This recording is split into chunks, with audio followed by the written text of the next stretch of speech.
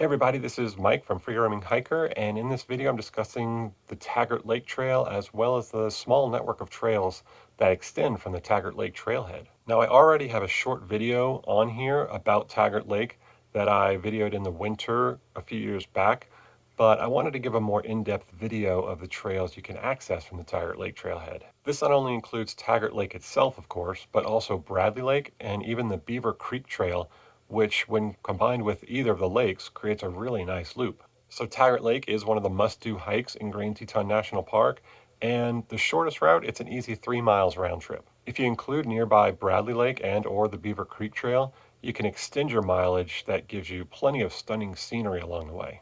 So please remember to like and subscribe if you enjoyed this video or found it helpful. So the great thing about this trailhead is it's the only one in the park that you can access year round. So whether it's peak summer or peak winter or not peak at all, this trail is ready for you to enjoy. As touched on a second ago, the easiest and shortest route is to just take the main Taggart Lake Trailhead directly to the lake and back. Overall, it's an easy trail, but anyone not accustomed to hiking on a regular basis will find one particular stretch a little challenging. The trail begins by hiking out toward the glacial moraine that holds Taggart Lake, where you'll head right through a junction. Shortly after, you'll begin hiking along the base of the moraine, where you'll also make two really scenic creek crossings.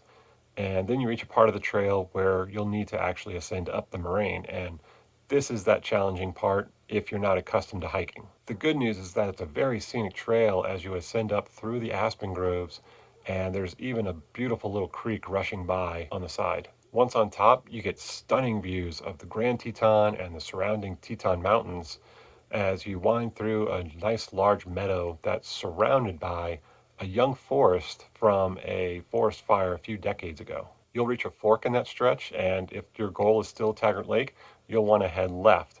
And we'll come back to that other junction in just a little bit. The trail will make a short drop into the forest where you'll start to head through the trees. You'll pass through another large meadow, and then you'll make another quick pass through trees, and Taggart Lake will come into view just below that. At this point, it intersects with the Valley Trail, where you'll have the option to head up and down its shores to get some unique and different vantage points. From here, you can either head back the same way you came to round out that 3 miles, or if you want to get a little bit more, you can head up or down the Valley Trail to get a little bit more mileage in. From the junction and facing the lake, you can head left to ascend another part of the moraine, and then you can come back down along the Beaver Creek Trail, or you can head right and go up over a different moraine separating Bradley Lake from Taggart Lake.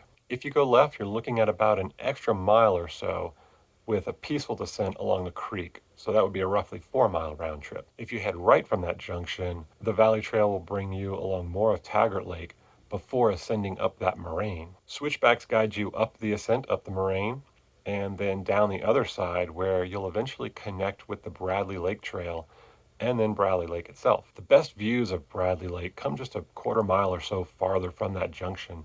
So continue down the Valley Trail just a bit further to see some incredible views of the lake bordered by the opposite shore, which are basically just the immense cliffs of the Tetons. When you're ready, you can head back out the Bradley Lake Trail. This will take you back up and over a different part of the moraine, but you'll also get some incredible views of Taggart Lake down below on your way down. You'll then reconnect with the Taggart Lake Trail at that meadow that we previously mentioned. You can then just follow the Taggart Lake Trail back down to the trailhead. To do Taggart and Bradley Lake, this route winds up being closer to about 5 or 5.5 miles, with the most elevation gain of any of the options in this trail system. To get the most out of these trails though, my personal favorite option is to begin along the Taggart Lake Trail, then fork off at the Bradley Lake Trail. Once you've seen Bradley Lake as discussed, then take the Valley Trail up and over the dividing moraine down to Taggart Lake. Continue along the shore, passing the main Taggart Lake Trail, and up and over the next moraine. At the bottom, you'll connect with the Beaver Creek Trail,